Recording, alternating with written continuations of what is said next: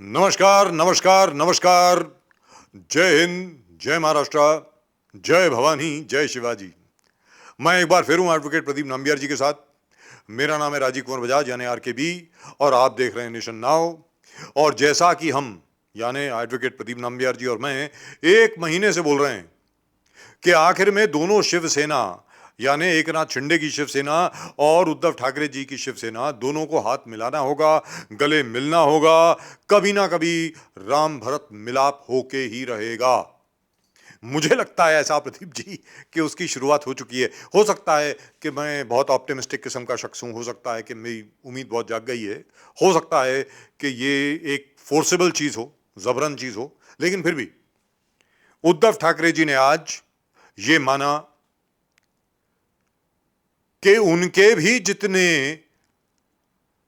राज्यसभा और लोकसभा के मेंबर हैं जो उनके साथ हैं, वो भी द्रौपदी मुर्मू जी को ही वोट देंगे। यानी the presidential candidate of the NDA will be the Shiv Sena candidate, and that means both the Shiv Senas. यानी एकनाथ शिंदे की जो शिवसेना है और उद्धव ठाकरे साहब की जो शिवसेना है, दोनों द्रौपदी मुर्मू जी को ही वोट देंगे। ऐसा आज उद्धव ठाकरे जी ने कहा। और कल जिस प्रकार शरद पवार जी ने कहा था कि भाई आपने औरंगाबाद का नाम जो है नामकरण हमें बिना बताए आपने कर दिया, मतलब ये हुआ कि महाराष्ट्र विकास आघाड़ी का अब राम नाम सत्य हो चुका है। कहने का मतलब ये हुआ अब महाराष्ट्र विकास आघाड़ी नाम की कोई चीज नहीं है। और हो सकता है आगे चल करके, मैं तो इसमें मतलब बहुत आशा निवृत्त हूं, मुझे ऐसा लगता है कि मैं इसमें बहुत आशावादी हूं कि आगे चल के उद्धव ठाकरे जी और एकनाथ शिंदे जी की कोई ना कोई रास्ता निकलेगा, दोस्ती हो जाएगी। क्योंकि एक चीज याद रखें, जो एकनाथ शिंदे जी की जो शिवसेना है, उन्होंने रेजोल्यूशन पास किया है, प्रस्ताव उन्होंने पास किया है, पारित किया है कि उद्धव ठाकरे जी के विरुद्ध, उद्धव ठाकरे जी के खिलाफ वो कुछ नहीं बोलेंगे। That courtesy, of course, does not extend to Sanjay Raut. Pradeep ji. Sir, exactly. By doing this, Shiv Sena chief right now, Uddhav Thackeray, has saved the party from disintegration. You have to have a party ideology that drives you for 5 years, at least for 5 years, because that's the term that every government says. Uddhav Thackeray ji CM bane the Hindutva ke agenda mein. Bala Sahib Thackeray had the agenda of Hindutva. Whenever there was elections, the BMC elections, or the MP elections, the national elections, general elections, or the state elections, when Bala Sahib Thackeray was alive, the last 1 month he would have a total tirade on Hindutva, attacking Pakistan, talking about Hindutva. You can't change over tonight. You can't change your steps overnight. What are you going to talk to your people? One Shiv Sena that followed Bala Sahib Thackeray, Uddhav Thackeray taking a different mood, Sonia Gandhi se jaake milna, Sharad Pawar ke sath sarkar banana, and leaving the hard Hindutva tag that Bala Sahib Thackeray himself, relished on. That was his ideology. That was his thought. And many, videos which the BJP and the opposition BJP and the other parties, Hindutva parties putting together, talking about Bala Sahib Thackeray's ideals and speeches and two-liners where he said, I will never go with the NCP, I will never go with Sonia Gandhi, I will never go with the Congress. And Uddhav Thackeray, you need to have an ideology to survive. Now this entire party, by taking a line of supporting the NDA candidate for the presidential poll, Droupadi Murmu, Uddhav Thackeray has saved his party from disintegration, breakup, and total anarchy. What was going to follow? The whole country was watching the breakdown. And I think 2 days back, when the MPs met him, they also said that you need to have support to the BJP candidate, the presidential candidate. You should come out and support. You should went out, openly say that we are with the BJP candidate, and ultimately he had to follow line. If the entire group of MPs that met him wanted him to follow that line, how could he do something else? I mean, how can you go and break away from a thing the party was built on? The entire ideology of Shiv Sena was Hindutva. And suddenly you are just out of it. So this is actually a fantastic case study when leadership wavers, the second rung leadership moves or tries to move around, and the entire rank and file defies it. Rank and file defies it, and then if you have a strong center, a strong party to support them, you can easily break away. Ideology matters. Ideology matters in politics. You need to have an ideology, stick to it, continuously feed your audience to it, continuously feed and let the audience know also that not waver from the ideology. Now look at how things are working. Sharad Pawar जिस प्रकार से react कर रहे हैं, शरद पवार का कहना है कि ये कभी भी फूट सकता है. The contradictions within the Eknath Shinde group and the BJP is going to destroy the alliance, and we have new midterm polls anytime. Uddhav Thackeray, after supporting the BJP candidate, towards the same line. बोले yes, midterm poll कभी भी हो सकता है. ये अंतर्गत इनके जो झगड़े चल रहे हैं, चाहे मिनिस्टरशिप के हो, मिनिस्टर बनने की हो, पोर्टफोलियोज के हो, होम रेवेन्यू, जैसे आप बिरजा थोड़ा सी देर पहले चर्चा कर रहे थे कि होम जाएंगे, रेवेन्यू जाएंगे, फाइनेंस एक ही तरफ जाएंगे, या उसमें भी दाव पेच होगा, कोई इधर जाएगा, कोई उधर जाएगा. How is the center, the big three, Modi, Amit Shah, JP Nadda, viewing their relationship with Eknath Shinde? Is he going to carry it forward? And as you said, how Sharad Pawar has openly criticized Uddhav Thackeray's move of renaming Aurangabad. He says, ये तो चर्चा ही नहीं किया था आपने. जब हमने दिखा दिया, हम पूरे देश ने देखा, अनिल परब ने एक दिन पहले ही कैबिनेट मीटिंग से बोल दिया था, कल के कैबिनेट मीटिंग में ये तय होने वाला है कि रीनेमिंग ऑफ औरंगाबाद. तो and the home department is with you. You had this failure where 40 MP MLAs move from the party. You have a failure that you don't know what's coming of the cabinet meeting. You don't know, and after, and the gap, जितने gap लगा के बाद, इतने दिनों के बाद formation ये वो होने के बाद आप कहते हैं कि Aurangabad, I was not consulted. We were not consulted. The party was not consulted. And at the same time, AIMIM, the second B team of BJP, हंगामा कर रहा है औरंगाबाद में कि ये नामकरण जो है वो गलत तरीके से हो गया. संभाजी महाराज से हमें कोई विरोध नहीं है, पर जिस प्रकार से ये हुआ है वो गलत है. So OIC never leaves and even an attempt, any chance of igniting the fire. BJP, AIMM, and both. The future is that they are going to polarize the entire country for votes. Deepak Kesarkar, he is going to represent the real Shiv Sena in the NDA meet. Now, this is a new one. This is a new one.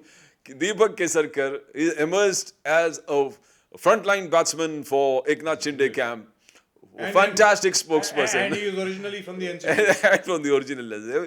I mean, पूरे जिस प्रकार से politics, Maharashtra के politics आप study करोगे, all the front benchers who sit against each other, they all were once together, they were one now opposing each other, fighting each other, कभी इस party, कभी उस party. Everybody has changed 2-3 parties. जैसे Kesarkar, NCP, Shiv सेना, एकनाथ शिंदे अभी God knows कल BJP join करे या नहीं करे, but we don't know about it. But anyway, the way things are working out. Sanjay Rao doesn't know what to do. They have written, they have asked odd man out. Shiv Sena को उन्होंने मजबूर कर दिया. शिवसेना को एक लेटर लिखे governor की, this particular government is unconstitutional. संविधान के धज्जियां उड़ाते हुए एक सरकार को, इलीगल सरकार को आपने स्थापना दिया है. So all things are happening. They are all trying to push it, but the main thing is there. This government is firmly on the saddle with the central government help. The courts definitely not taking a decision. The courts have postponed it, saying you need a larger constitutional bench. This is a matter of the constitution, where the smaller bench cannot take a decision, because any decision here is going to be a landmark judgment for other judgments to rely on. So things are happening. Now you look at it, how all the other parties are looking at. Congress, nowhere. It never was any. As you said, the end of the MVA. Sharad Pawar, divergent view, बोले renaming, हमें consult नहीं किया. Uddhav Thackeray has taken arbitrary stand, an arbitrary decision, and खुद का decision लेके उन्होंने cabinet में pass कराया. We are not with it. Uddhav Thackeray breaking the MVA. They are supporting the NDA candidate against the UPA candidate. So what remains of the MVA? And as we were discussing, कल ही हम लोग जो बात कर रहे थे, Arvind Sawant, the most vocal supporter of Uddhav camp, आपका क्या होगा? अगर MVA थे तो आप कहाँ जाओगे? जैसे Gajanan Kirtikar was very, very upfront. It says we have to support the NDA candidate because we have identical ideologies. हम उसके विपरीत नहीं जा सकते. Now these are the people who have been absolutely vocal, even in the meeting with Uddhav Thackeray. Now Uddhav Thackeray, the shameless citizen, have to take a stand. Either you merge back, either you toe the line or fall by the wayside. And I hope he doesn't take a decision that he puts the father and son alone with a few people on the wayside. यानी उद्धव ठाकरे जी जो एकला चलो का जो अभी गाना गा रहे हैं या नारा कर रहे हैं, एकला चलो रे, Yes. उद्धव ठाकरे जी का जहां तक प्रश्न है, उद्धव ठाकरे जी ने आखिरकार बड़ी अकलमंदी का निर्णय लिया, लेकिन उनके पास और कोई चॉइस नहीं थी जब उन्हीं के खुद के लोग कह रहे हैं कि हमें द्रौपदी मुर्मू जी का हमें समर्थन करना चाहिए। और प्रदीप जी, यहां पर सिर्फ और सिर्फ आइडियोलॉजी की बात नहीं है, विचारधारा की बात नहीं है, यहां पर एक और बात भी है और वो बहुत जरूरी है। एक तरफ एक स्त्री, महिला कैंडिडेट, कौन? वनवासी, आदिवासी, यानी हिंदुस्तान के सबसे पिछड़े हुए लोगों में से एक, जिसने अपने आप पढ़ लिख करके स्कूल टीचर हुआ करती थी, पॉलिटिक्स में आई, राजनीति में आई और खुद अपने बलबूते पर आगे बढ़ी, गवर्नर बनी ओडिशा की। उस द्रौपदी मुर्मू को कैंडिडेट बनाया गया है प्रेसिडेंट का, राष्ट्रपति के पद का। उसके खिलाफ अगर कोई जाता है तो कोई भूलेगा नहीं। जैसे जो कांग्रेस ने किया था डॉक्टर APJ अब्दुल कलाम के साथ, वो कोई भूला नहीं है। आज तक भारतीय जनता पार्टी कहती है, हम बीजेपी हिंदुत्ववादी होने के बावजूद हम पर लांछन लगाया जाता है कि हम सांप्रदायिक हैं, हम कम्युनल हैं और हम डॉक्टर APJ अब्दुल कलाम को सेकंड टर्म देना चाहते थे। आप लोगों ने हरवाया। किसने? सेक्युलर पार्टीज ने। गैर सांप्रदायिक पार्टीज जो हैं, जो अपने आप को गैर धार्मिक पार्टी बोलती हैं, उन्होंने डॉक्टर APJ अब्दुल कलाम को हरवाया, उनको सेकंड टर्म नहीं जीतने दी। प्रदीप जी, इस बार तो खैर it's a done deal. Yashwant Sinha ji का दूर दूर तक कोई चांस नहीं है राष्ट्रपति बनने का। और मुझे तो ताज्जुब हो रहा है कि उन्होंने अपनी हामी कैसे भर दी। यहां तक के वेस्ट बंगाल यानी पश्चिम बंगाल की मुख्यमंत्री ममता बनर्जी बोलती हैं कि आप अगर हमसे पहले बात कर लेते द्रौपदी मुर्मू जी के नाम के बारे में, तो हम वैसे भी आपको सपोर्ट करने को तैयार थे। और मुझे कोई आश्चर्य नहीं होगा कि जिस दिन वोट पड़ेंगे, ये हिदायत जाएगी तृणमूल कांग्रेस के सभी मेंबर्स को कि आप द्रौपदी मुर्मू को वोट करें। I think that's bound to happen. लेकिन अगर वापस आते हैं शिवसेना के ऊपर और महाराष्ट्र के ऊपर, जहां तक के कैबिनेट फॉर्मेशन का प्रश्न है, उद्धव ठाकरे जी भूल रहे हैं, शरद पवार जी भूल रहे हैं कि आपकी सरकार को बनते बनते 20 दिन लग गए थे, कांग्रेस को मनाते हुए कोई 15 दिन लग गए थे, किसको कौन सा विभाग मिलेगा यह तय करने के लिए कोई 12 दिन और लगे थे। तो आज आप क्या उंगलियां उठा रहे हैं कि अभी 10 दिन लग गए, 15 दिन लग गए। मैं कहता हूं 20 दिन और लग जाएं, लेकिन जो विभागों का विभाजन होगा वो सीधा दिल्ली से होगा। इनफैक्ट जहां तक मेरी जानकारी है प्रदीप जी, वो विभाजन हो चुका है, लिस्ट बन चुकी है, कौन सा विभाग किसको जाएगा। और यह तय करना है अब एकनाथ शिंदे की शिवसेना को कि इस विभाग के सामने इस शख्स का नाम आएगा। और यहां पर जो अटकलें लगाई जा रही हैं, क्या गृह मंत्रालय देवेंद्र फडणवीस के पास जाएगा जैसे पहले था? अगर गृह मंत्रालय उनके पास जाएगा तो महसूल मंत्रालय जो है यानी रेवेन्यू जो है वो एकनाथ शिंदे जी के पास जाएगा। Let's be very clear, if urban development is to remain with Mr. Eknath Shinde, revenue will also come to Mr. Eknath Shinde. If Mr. Devendra Fadnavis wants revenue, then Home Ministry will come to Mr. Eknath Shinde. Let's be very clear. दोनों home और revenue और उसके अलावा finance, ये तीनों चीजें BJP को नहीं मिलेंगी। और एक और बात बता दूं, ये सारा हो रहा है प्रधानमंत्री नरेंद्र मोदी की रजामंदी से। और यहां तक के खबर आई है, जब देवेंद्र फडणवीस जी और एकनाथ शिंदे जी अमित शाह जी और नरेंद्र मोदी जी से मिले थे, तब नरेंद्र मोदी जी ने बिल्कुल स्पष्ट कर दिया था, जैसा एकनाथ बोलता है वैसा करो। जानकार सूत्रों से खबर मिली है ये। इसका मतलब यह नहीं है कि देवेंद्र फडणवीस जी का कद छोटा कर दिया हो, ऐसा नहीं है। इसका मतलब यह है कि नरेंद्र मोदी जी को पूर्ण विश्वास है एकनाथ संभाजी शिंदे पर, कि एकनाथ शिंदे जी एक एक काम करेंगे, जो भी उनको काम दिया जाएगा वो उसको पूरा करेंगे, उसमें कोई डिले नहीं होगा। In fact the prime minister is really and truly impressed with the way Eknath Shinde works. That is the story coming out of Delhi. And believe you me, at the end of the day, it is the Prime Minister who has sent out a message that notwithstanding anything Mr. Uddhav Thackeray may have done to the BJP way back in 2019, please don't attack him, please keep him on your side. आप उद्धव ठाकरे जी को किसी भी तरह उनको छोटा महसूस ना करने दें, उनको अपनी तरफ रखें, हो सके तो आगे चल के उनसे हाथ मिलाएं ताकि राम भरत मिलाप हो जाए। और यही बात हम लोग यहां पर नेशन नाउ पर एक बार नहीं, कोई 12 या 15 बार पहले कह चुके हैं। Pradeep ji.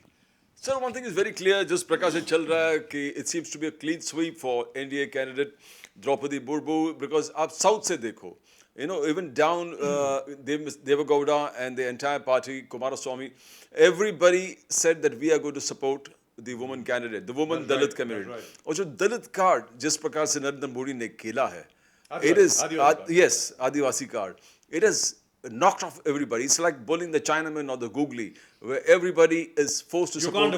You can't oppose a woman from the backward community. You can't oppose a poor woman coming from the very small, एकदम grassroots से निकल कर जो यहाँ पर एक president राष्ट्रपति के, it's a great moment actually for Indian history also, and it's showcasing to the whole world what's Indian democracy all about. Here we have a woman president, and where US is concerned, we are still waiting for the biggest democracy to have a woman president. And a woman, backward community, poor lady rising to the post of the president, and the highest post in the land, or US, one of the oldest, the guiding light of the world where liberty is concerned, equality is concerned, is still to showcase anything like that to the world. और Pradeep ji, yes sir, दूसरी चीज है, yes पहले presidential candidate yes जो president बने, yes sir, महादलित doctor Ram Kovind, exactly, और अब वनवासी यानी आदिवासी yes द्रौपदी मुर्मू। yes अब आप ये बताइए कि भारतीय जनता पार्टी के ऊपर जो लांछन लगता था कि ये अपर कास्ट पार्टी है, सवर्णों की पार्टी है, ब्राह्मणों की पार्टी है, और वो उन्होंने प्रेसिडेंट कौन बनाया? महादलित, और अब आदिवासी वुमन, और उसके अलावा महिला। Yes, woman empowerment, social empowerment, backward class empowerment. जिस प्रकार से BJP has successfully, very successfully experimented and given results where empowering the socially backward community, it's a masterpiece. It's actually a matter of a case study politically, किस प्रकार से आपने twist कर दिया, because ये votes कभी बीजेपी के थे ही नहीं। और यूपी इलेक्शंस के बाद हमने देखा कि किस प्रकार बीजेपी ने इस पूरे बैकवर्ड, ओबीसी और दलित कम्युनिटी को किस प्रकार से एम्पावरमेंट करके, लीडरशिप में पार्टिसिपेशन देके, उन्होंने एक प्रोसेस में पार्टिसिपेशन देके इनको पूरे अपने वोट बैंक बना दिया है।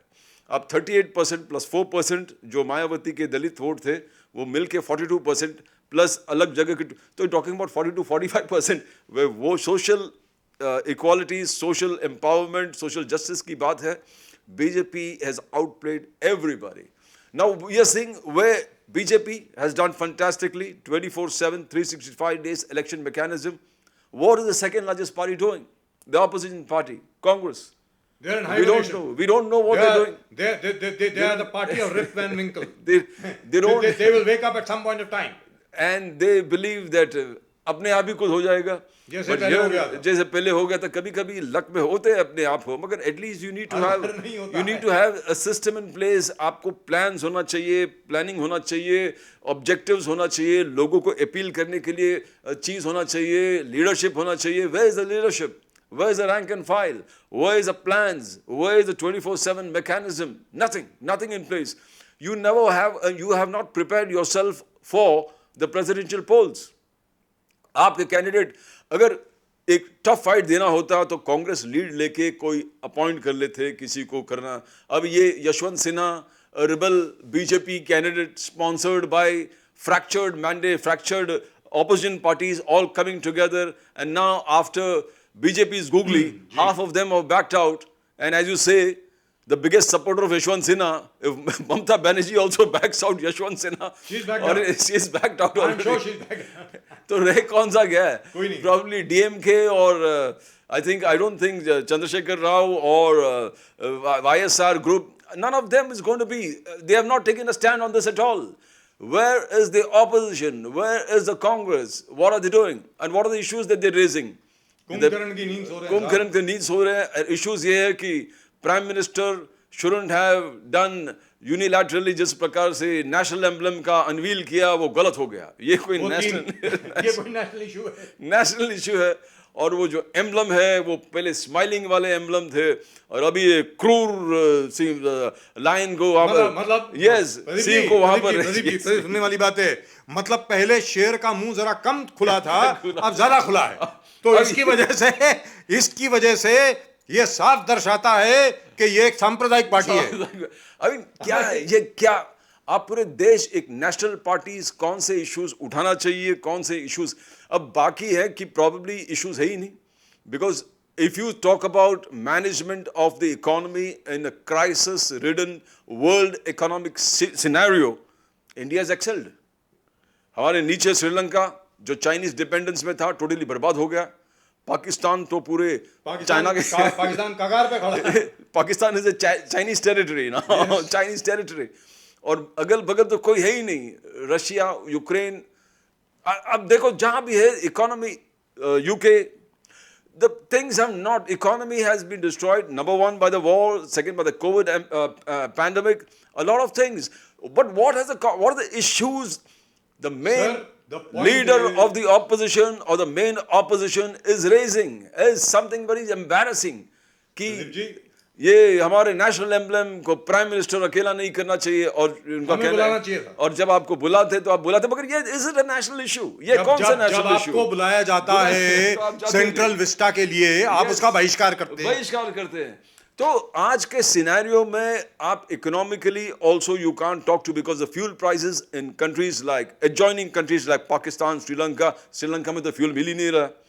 Eight the same time Pakistan में कुछ है ही नहीं, और ऐसे क्राइसिस में न चाइना पाकिस्तान को मदद कर रहा है, न चाइना श्रीलंका को मदद कर रहा है. तो India has stood like an island, a solid island, withstanding all these kinds of onslaught of COVID pandemic, Russia Ukraine war, और अपने आप को इकोनॉमिकली स्टेबल करके now they are dictating the global bilaterals. जैसे where the Modi government has been telling the West that you always think that your problem is the world's problem. It isn't. And yes, we don't consider your problem our problem till you consider our problem as your problem. Absolutely. China and Ladakh, you don't have a say. You don't have a say. A lot of issues affecting India. Why should India be bothered about what you want to do? And just prakar se India is defying, global domination by the Western allies. It shows that India's own dependence. They said, we are only going to be governed by our people's choice and issues. That's it. अगर हमारे लोगों को तकलीफ है, तो we are concerned. हम Iran के साथ डील करेंगे, हम रशिया से तेल खरीदेंगे, हम वो सब चीज करेंगे जो हमारे लोगों के हित में है, और वही हो रहा है. And look at the confidence, and look, और दूसरे पर Agniveer scheme, sir. You are building, India is one of the fourth largest army in the world, is building a martial race for the next generation. where you're building superhuman beings of the younger generation Or out there. At least, and you're at least, chalo hua nahi hai, but koshish to jari hai. Pradeep ji, You're doing it, and you're doing it, and there also you have the opposition defying it. कि नहीं क्या 4 साल ही दे रहे हो आप पूरे इतना. I am saying here is a guy who's doing a lot of things which people just thought that they should do. I never did. Never did.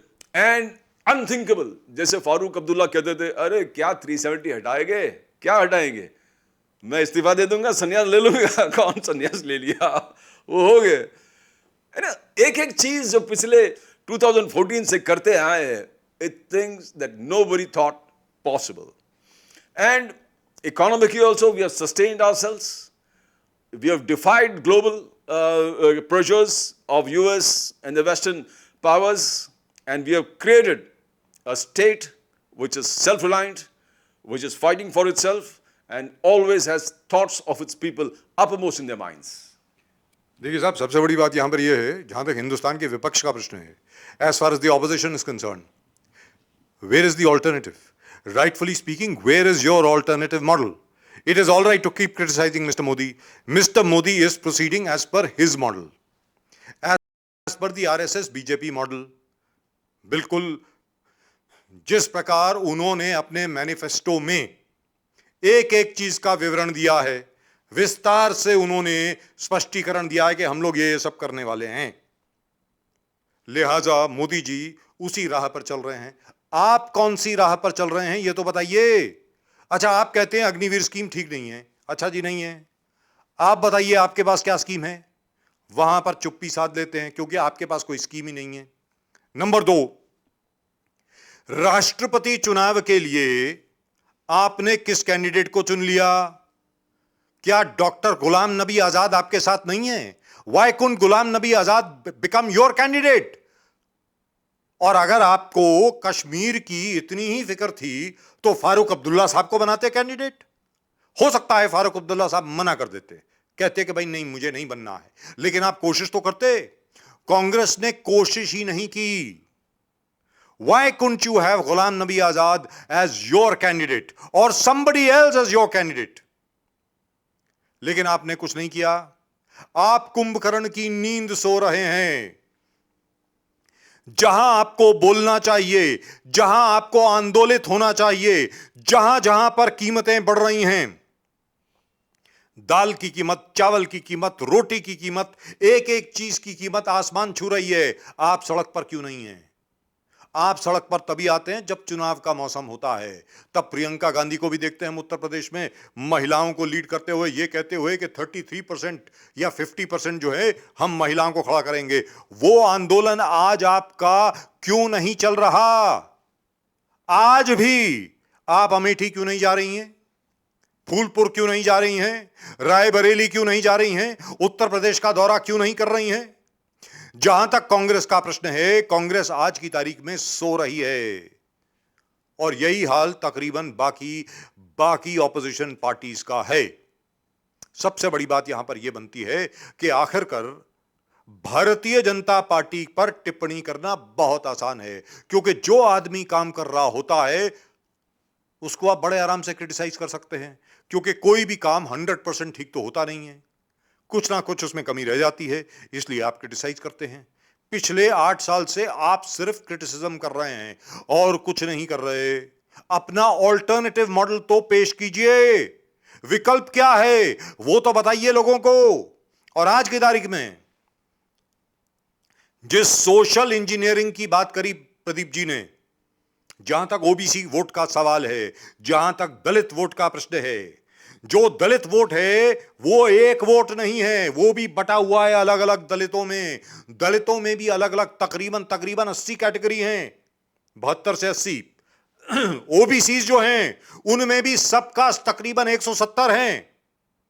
वहां पर भी भारतीय जनता पार्टी ने ऐसी इनरोड्स बनाई हैं कि समाजवादी पार्टी के पास सिर्फ यादव वोट बच गया है, मायावती जी के पास सिर्फ जाटव वोट बच गया है, बाकी सारा बीजेपी के पास आ गया है. और अब आजमगढ़ में जो हुआ, भारतीय जनता पार्टी का कैंडिडेट जीत गया. आजमगढ़ क्या है? समाजवादी पार्टी का गढ़, वहां से समाजवादी पार्टी मुलायम सिंह यादव और अखिलेश यादव को कोई हिला नहीं सकता था। आज भारतीय जनता पार्टी वहां से जीत गई। रामपुर पठान कॉन्स्टिट्यूएंसी, 78% पठान, 80% मुस्लिम। वहां पर कौन जीता? एक बार फिर भारतीय जनता पार्टी। क्यों? सबके सामने है। एक चीज याद रखें प्रदीप जी, गौर फरमाने वाली बात है, नरेंद्र मोदी ने आज तक कभी कुछ छुपाया नहीं है, सबके सामने बोलते हैं। आज उन्होंने ये बोला कि जहां तक मुसलमानों का सवाल है, जितने पासमंदा मुसलमान हैं, मैं उन सब के लिए काम करूंगा। जितने पिछड़े वर्ग के मुसलमान हैं, उन सब के लिए काम करूंगा। जो अशराफ मुस्लिम हैं, जिन्होंने अजलाफ मुस्लिमों पर राज किया है, उनका शोषण किया है, उनको मिसलीड किया है, उनको नौकरियों से वंचित रखा है, उनको सामाजिक पोजीशन से वंचित रखा है, उनके लिए भारतीय जनता पार्टी काम करेगी। और ये जानकर के जितने भी सो कॉल्ड मुस्लिम लीडर्स हैं, इंक्लूडिंग ओवैसी साहब और बाकी समाजवादी पार्टी हो गई, अपने आप को जो मुसलमानों के ठेकेदार समझते थे, आज तक किसी ने इस तरफ देखा ही नहीं कि मुस्लिम्स में भी कास्ट हैं, सब कास्ट हैं। पहली बार भारतीय जनता पार्टी ने सोशल इंजीनियरिंग प्रोजेक्ट शुरू किया है मुसलमानों में, और उसके ऊपर भी विस्तार से हम लोग एक शो करेंगे बहुत जल्दी। और याद रखिए, जिस प्रकार ओबीसी और दलित जो हैं वो बीजेपी की तरफ आ रहे हैं, अगर मान लीजिए विपक्ष जागा नहीं, विपक्ष सड़क पर नहीं आया, विपक्ष ने वास्तविकता में काम करना शुरू नहीं किया, तो आधे से ज्यादा मुस्लिम वोट भी बीजेपी की तरफ आ जाएगा। याद रख लीजिए। That's it. That's all we've got for you in tonight's show on Nation Now. But before going, once again, I am very, very happy to note that Uddhav Thackeray ji has agreed to support the NDA candidate, Droupadi Murmu. Droupadi Murmu ji, in all likelihood, will be the next president of India, and we are all very, very proud of the fact that it's only in India कि सिर्फ हिंदुस्तान में एक चाय वाला प्रधानमंत्री बन सकता है, एक ऑटो चलाने वाला महाराष्ट्र का मुख्यमंत्री बन सकता है, और एक वनवासी यानी आदिवासी महिला देश की प्रधानमंत्री बन सकती है। माफ कीजिएगा, प्रधानमंत्री नहीं, देश की राष्ट्रपति बन सकती है, प्रधानमंत्री भी बन सकती है। ऐसे इसमें कोई दो राय नहीं है, और इसमें कोई बहस किया वो नहीं होना चाहिए। यानी नरेंद्र मोदी जी चाय बेचा करते थे, प्रधानमंत्री बने। एकनाथ संभाजी शिंदे ऑटो चलाते थे, महाराष्ट्र के मुख्यमंत्री बने। द्रौपदी मुर्मू आदिवासी महिला, किसी भी तरीके से पढ़ लिख करके वो टीचर बनी, और आज की तारीख में वो बनने वाली हैं देश की राष्ट्रपति यानी प्रेसिडेंट ऑफ इंडिया। मैं गर्वान्वित हूं कि ऐसा हिंदुस्तान मुझे देखने को मिल रहा है, ऐसा भारत मुझे देखने को मिल रहा है। मुझे गर्व है ऐसे भारत पे। I am proud to be Indian when I see this happening. So should you. क्या आपको गर्व महसूस नहीं होता है? आपकी आन बान शान में चार चांद नहीं लग जाते कि एक चाय वाला प्रधानमंत्री, ऑटो रिक्शा चलाने वाला मुख्यमंत्री, एक आदिवासी महिला राष्ट्रपति बनने वाली है इस देश की? This is the India that Gandhi ji wanted. This is the India that we all fought for. This is the India that my parents, that my father, my grandfather and my great grandfather fought for. And we are very, very proud that we have achieved it today. That's it. That's all we've got for you in tonight's show on Nation Now from both Advocate Pradeep Nambiar ji and myself. आपको हम मिलेंगे कल यहीं पर। तब तक के लिए नमस्कार। जय हिंद, जय महाराष्ट्र, जय भवानी, जय शिवाजी।